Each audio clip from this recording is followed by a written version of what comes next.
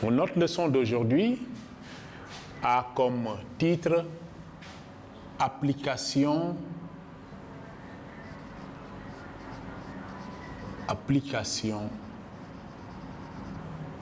des bases de la dynamique.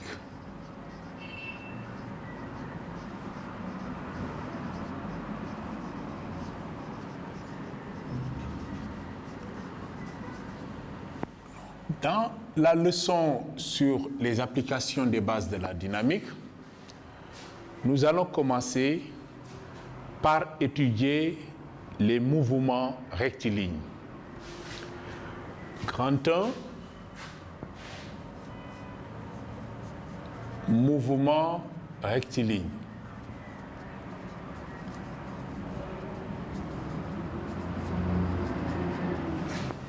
Comme exemple de mouvement rectiligne, nous allons étudier le mouvement d'un solide glissant le long d'un plan incliné. Petit 1, solide glissant sur un plan incliné.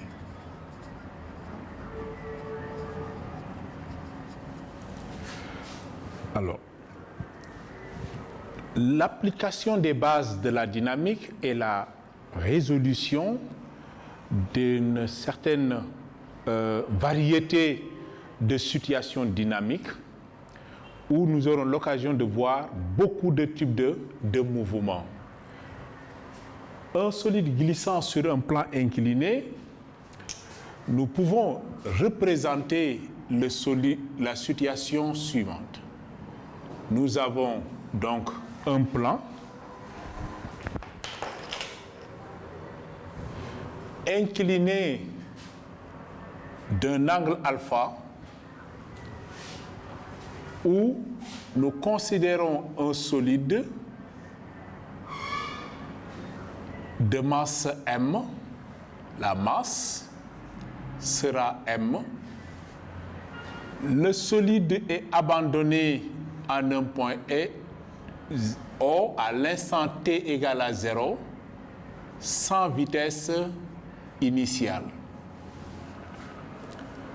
Nous considérons que notre solide se déplace sur un plan incliné d'un angle alpha où les forces de frottement qui s'exercent ont une intensité constante. La situation que nous voulons résoudre est la suivante. Lorsque le solide est abandonné à lui-même, sans vitesse initiale, le solide se déplace le long du plan incliné. Nous voulons déterminer la nature de ce mouvement, le prouver, la nature de ce mouvement, et déterminer donc son accélération.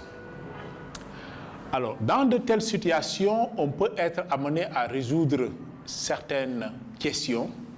Par exemple, nous, on va se poser comme objectif de déterminer l'accélération. Détermination de l'accélération.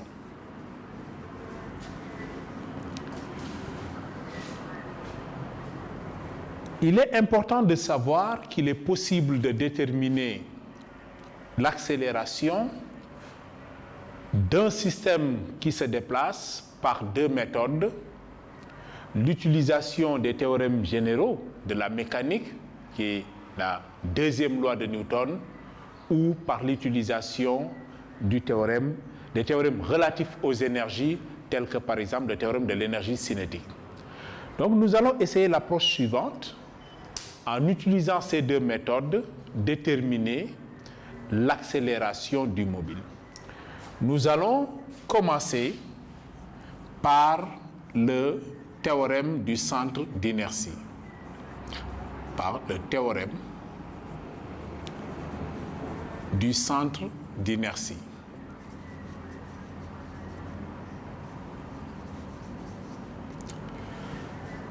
Alors, lorsque vous êtes amené à appliquer le théorème du centre d'inertie, on se doit d'abord de préciser le système d'étude. Ici, nous voulons étudier le mouvement du solide, donc le solide constitue notre système. Nous précisons, donc système solide de masse M.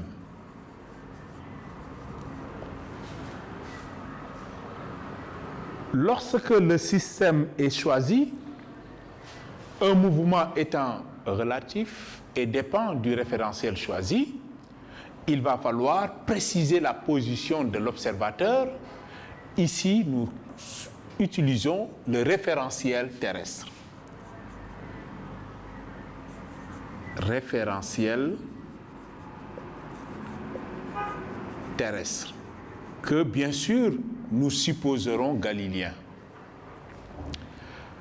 Alors une fois que le système est défini, le référentiel choisi, nous faisons le bilan des forces appliquées au système. Bilan des forces appliquées.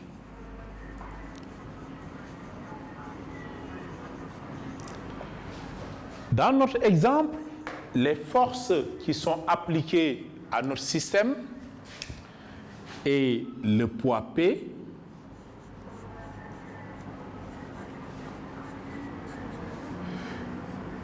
la réaction R du support. La réaction R, dans le cas d'existence ici de force de frottement, il est plus judicieux de décomposer la réaction dans sa représentation en une réaction normale, perpendiculaire au support, et en une force de frottement qui est la réaction tangentielle. Alors, une fois que ceci est fait, on passe maintenant à la représentation des forces appliquées au système. Le poids du système s'applique en son centre d'inertie, vertical orienté vers le bas, donc le poids P. La réaction normale perpendiculaire au support et donc dirigée vers le haut, R, ici donc la perpendiculaire au support, et la force de frottement, F. La force de frottement F est une force tangentielle, perpendiculaire, parallèle au déplacement, mais toujours orientée dans le sens opposé. Puisque notre système glisse, donc abandonné à lui-même, le système donc va descendre. Par conséquent, la force de frottement s'opposant à ce déplacement-là, donc sera orientée parallèlement au plan incliné, mais du sens opposé au mouvement. Notre solide, nous, se déplace dans ce sens positif. Donc, la force de frottement s'applique donc à la surface de contact, de même que la réaction, et le poids s'applique en son centre de gravité. Mais comme en mathématiques, les vecteurs sont des vecteurs glissants, on peut en un vecteur construire une infinité de vecteurs qui lui sont donc équivalents. Il est important de translater l'ensemble des vecteurs au centre de gravité. Nous, le système est en translation. Tous les points ont même vecteur vitesse à chaque instant. Donc, tous les points ont le même mouvement. On peut reprendre un schéma beaucoup plus clair où on ne s'intéressera uniquement qu'au mouvement du centre d'inertie du système G. Et en ce point G, tous les vecteurs peuvent être représentés. Le poids P, la réaction normale Rn, la force de frottement F. le schéma doit être clair et précis. Alors, une fois que nous avons donc défini le système, choisi le référentiel, faire le bilan des forces et les représenter clairement sur un schéma, maintenant on peut traduire le théorème du centre d'inertie. Le théorème du centre d'inertie, il dit que donc la somme des forces appliquées est égale à MA, AG, accélération du centre d'inertie. Alors, les forces qui sont appliquées au système, c'est la réaction normale, la force de frottement, le poids P, M fois AG, accélération du centre de gravité. La relation que donne le théorème du centre d'inertie ou deuxième loi de Newton est une relation vectorielle. Afin de passer d'une relation vectorielle à une relation analytique, il va falloir définir un système d'axes de projection. Dans notre cas, le mouvement étant rectiligne, s'effectue le long du plan incliné. Un seul axe suffit pour étudier donc le mouvement.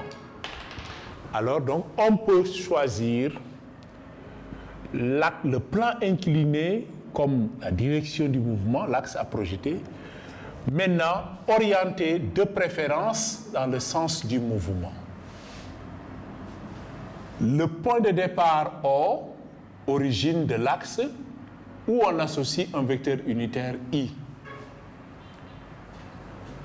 Et donc la relation vectorielle peut être projetée ici pour avoir une relation analytique.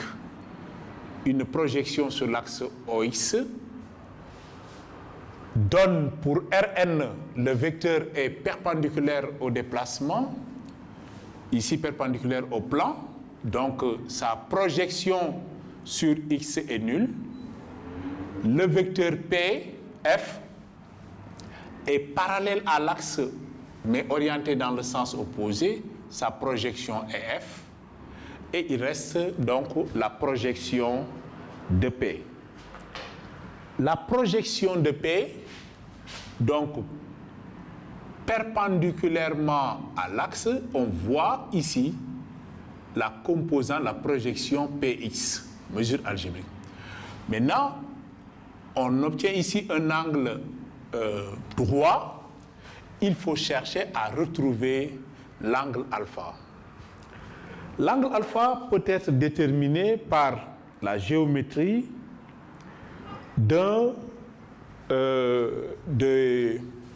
en mathématiques par une propriété des angles à côté perpendiculaires.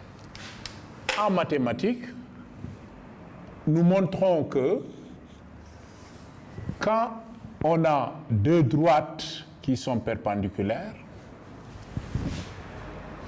et que par ailleurs qu'on ait aussi deux autres droites qui sont perpendiculaires, voilà, deux droites perpendiculaires de part et d'autre, si les deux côtés, ce côté et ce côté, font un angle alpha, alors pour les deux autres côtés qui restent, l'autre côté qui reste ici, c'est ça, et ça, la projection, quand on continue, prolonge ces deux-là, ils feront le même angle alpha. C'est une propriété mathématique sur les angles à côté perpendiculaire qu'on peut retrouver sur notre schéma. On remarque ici que cette droite-là, sur la ligne d'action du poids, est perpendiculaire à ça. Donc, on a ici deux traits pour montrer que ce sont ces deux qui sont perpendiculaires.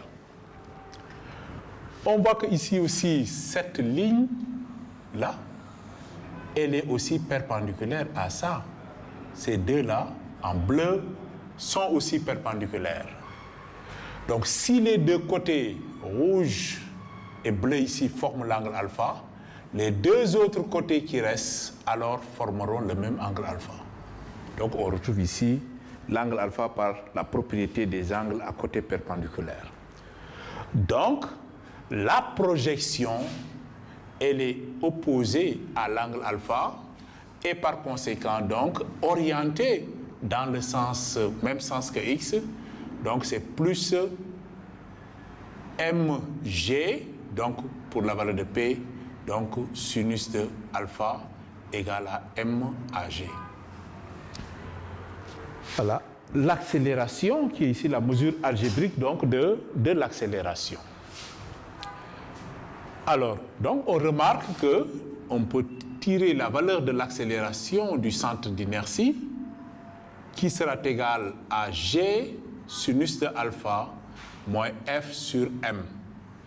Donc voilà l'expression de l'accélération du système. G sinus de alpha moins f sur m.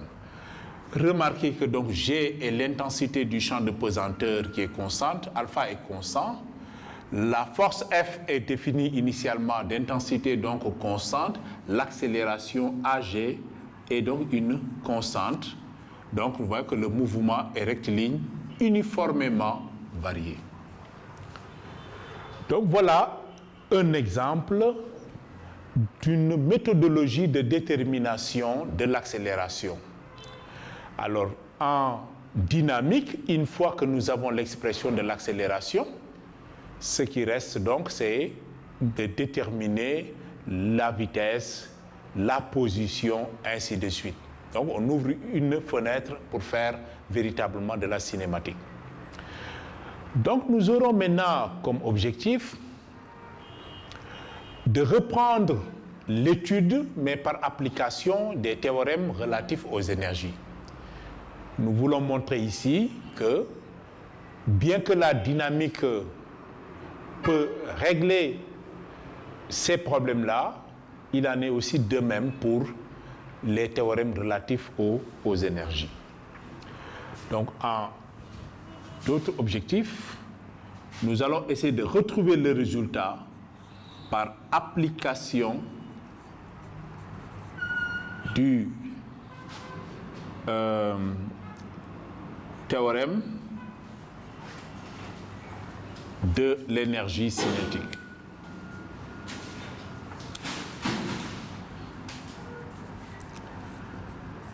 Alors,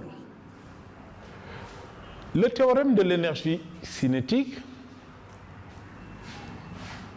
est énoncé comme suivant. La somme des travaux des forces appliquées est égale à la variation de l'énergie cinétique entre un instant initial et un instant final. Alors, nous pouvons revenir sur notre schéma, définir l'instant initial comme l'instant t égale à 0, le point de lancement avec une vitesse v égale à 0. Le mobile se déplaçant suivant cet axe, la position du centre d'inertie.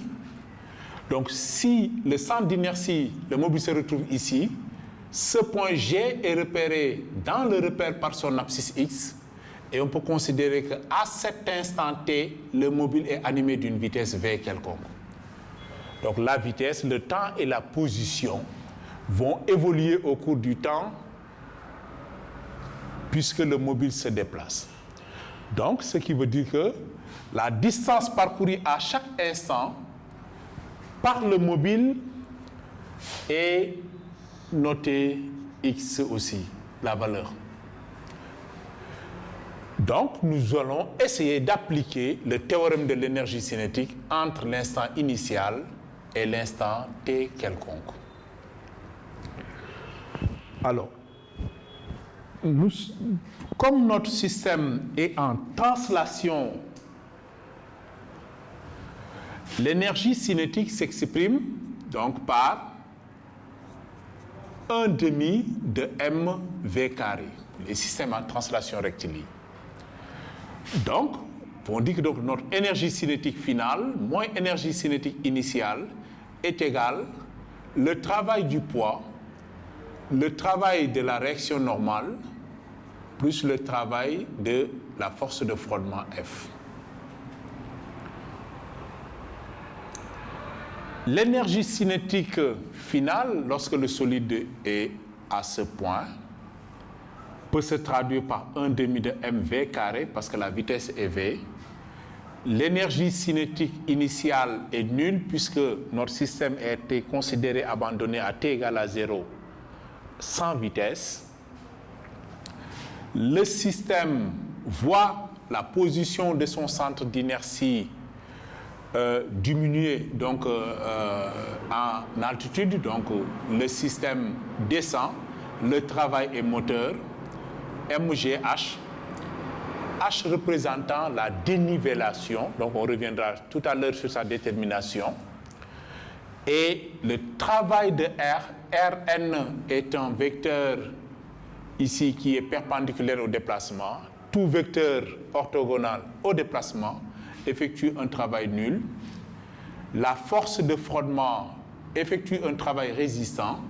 L'action de cette force est défavorable au mouvement et orientée donc dans le sens opposé. C'est moins F fois la distance parcourue de l'instant t égale à 0 à l'instant t quelconque. La distance parcourue est x. Alors, maintenant pour la détermination de h, nous pouvons représenter la situation pour que ça soit plus simple. L'instant de date t égale à 0, l'instant de date t. Donc, entre ces deux points, lorsqu'on souhaite déterminer la dénivellation, il suffit donc de tracer l'horizontale passant par le point d'arrivée, l'horizontale passant par le point de départ. La distance entre les deux horizontales représente la dénivellation h. L'altitude de casse, s'abaisser, le centre d'inertie du système. Alors, on peut faire de la géométrie là-dessus, puisque l'angle alpha qui est là, du plan incliné, se retrouve ici, alors que là, nous avons un angle droit. Donc, en appliquant sinus de alpha, on trouve le côté opposé h sur l'hypoténuse. Et l'hypoténuse n'est rien d'autre que la distance x parcourue par le mobile. Sur x, d'où h égale à x sinus de alpha. Ce qui nous permet donc de revenir sur notre démonstration. Donc 1 demi de mv carré égale mg x sinus de alpha moins f fois x. Donc il est possible de factoriser par x. Mg sinus de alpha moins f fois x. Alors, dans cette expression, nous ne voyons pas apparaître l'accélération. Pour ce faire, puisque nous sommes en mouvement rectiligne, la vitesse v ici est algébrique, v égale à vx. X aussi, c'est l'abscisse du vecteur position, sachant que donc l'accélération c'est d de v sur d de t. On peut chercher l'expression de l'accélération donc en dérivant chaque membre de l'expression en fonction du temps. C'est-à-dire la dérivée par rapport au temps de 1 demi de mv carré égale à la dérivée par rapport au temps de l'expression mg sinus alpha moins f fois x. Alors, dans ces expressions, seule la vitesse varie et x. Donc, on peut faire sortir les constantes 1 demi de m d sur d de t de V carré égale mg sinus alpha moins f d de x sur d de t. Alors, donc, nous sommes confrontés à la dérivation d'une fonction au carré. En mathématiques, f au carré dérivé, donc c'est 2f' fois f. La même chose donc donnerait pour nous 1 demi de m multiplié par 2 v', c'est f', c'est-à-dire d de v sur d de t, fois f pour nous c'est v, égale, ça c'est une constante, mg sinus de alpha moins f d de x sur d de t. Alors, dans cette expression, nous pouvons simplifier les 1/2. d de v sur d de t n'est que l'accélération du centre d'inertie.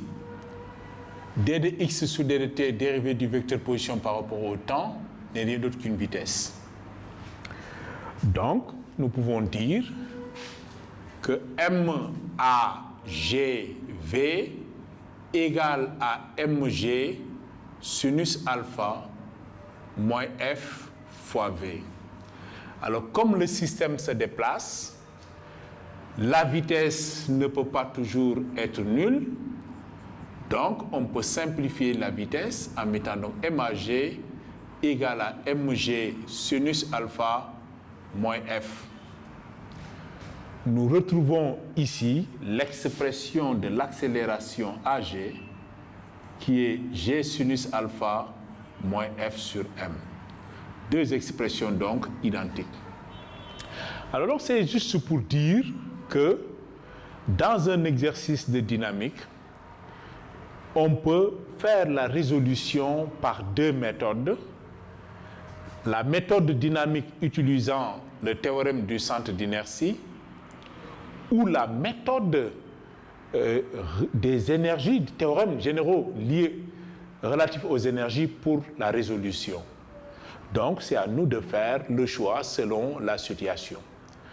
Maintenant, dans un mouvement, en général, lorsqu'on accède à l'accélération, on a presque fini de faire de la dynamique. Toutes les questions posées par le problème peuvent être résolues donc par des méthodes cinématiques. Nous allons essayer de répondre à une autre question. Par exemple, une fois que nous avons l'accélération, on peut essayer de déterminer les équations horaires. Par exemple, pour montrer que le problème peut être, la résolution peut s'en suivre. On va fixer comme objectif donc détermination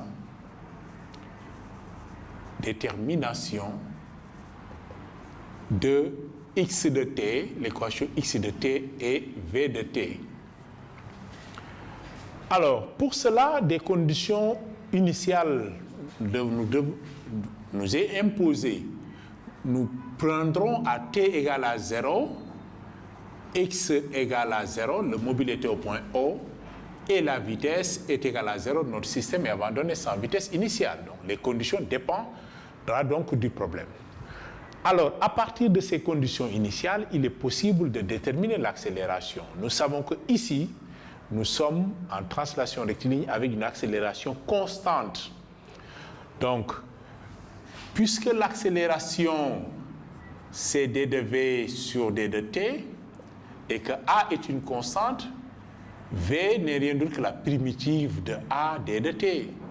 Comme a est une constante, la primitive de a d de t, c'est at plus v0, qui n'est pas une vitesse initiale. V0 et la vitesse est une constante d'intégration qu'on va déterminer par les conditions initiales. Alors, comme at égale à 0, v égale à 0, ça veut dire que donc, donnons la vitesse, la valeur de 0, le temps, la valeur de 0, et donc on remarque que v0 égale à 0. Ce qui implique que donc x de t est égal à at. Or, l'expression de a, c'est g sinus alpha moins F sur MT. Nous avons donc ici la loi V de T, tant pour moi. Donc la loi V de T. À chaque instant, il est possible de calculer la valeur de la vitesse, donc le long du plan incliné. Alors, et de même de primitive en primitive, on peut sortir l'expression de x de t. Puisque la vitesse est d de x sur d de t, alors x égale donc à la primitive de v d de t. Ici, v n'est pas une constante. Donc la primitive de v, alors que v, c'est bien at d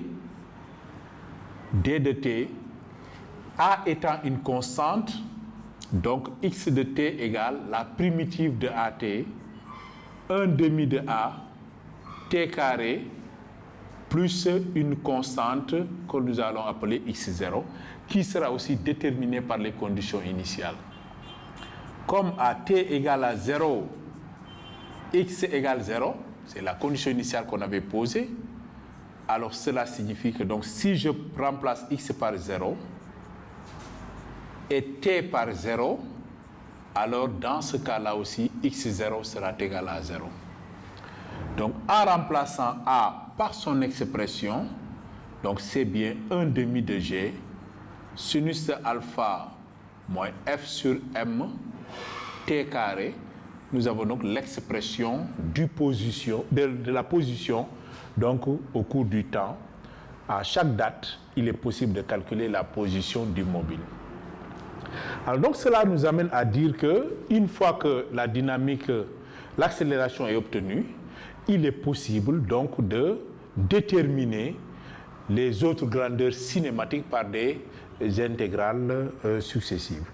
Alors, et il est important de remarquer que le problème pouvait être résolu dans le cas où il n'y avait pas de force de frottement. En absence de frottement, où F est égal à 0, remarquez que donc l'accélération AG serait G sinus alpha, c'est un résultat aussi important. Donc G sinus alpha, sinus alpha est très souvent donc inférieur à 1. L'accélération donc sera inférieure à G. Donc nous avons l'impression, lorsque le mobile tombe, de voir une chute ralentie, puisque l'accélération du mobile reste inférieure à l'accélération dans le champ de pesanteur. Alors, cela nous amène à dire qu'il y a une méthodologie et une démarche à suivre lorsque nous voulons faire résoudre un exercice de dynamique. Et la méthodologie de résolution d'un exercice de dynamique doivent suivre une certaine chronologie dans la démarche. Il faut, pour une bonne méthode de résolution d'un exercice de dynamique, commencer en premier lieu à choisir le système, impérativement, à choisir le référentiel, à faire le bilan des forces, de les représenter dans un schéma clair et précis, parce que vous pouvez être amené dans le schéma à faire des déterminations géométriques telles que la dénivellation H, telles que les projections. Donc le schéma doit être clair et précis. Et ensuite, on applique un des théorèmes, ou les deux à la fois si nécessaire, le théorème sur le centre d'inertie et les théorèmes relatifs aux énergies. Maintenant, dans le cas où le théorème appliqué est la relation fondamentale de la dynamique, qui est une relation vectorielle, il faut définir un système d'axes et projeter cette relation afin de déterminer les coordonnées de l'accélération. Et dès que vous avez les coordonnées de l'accélération, vous pouvez déterminer la vitesse, vous pouvez déterminer la position, ainsi de suite. Et là, vous pourrez répondre à toutes les questions d'ordre cinématique. Alors, dans la séquence à venir, nous allons prendre un autre type de mouvement rectiligne, qui est la chute d'une bille dans un fluide, pour étudier aussi ce type de mouvement assez intéressant.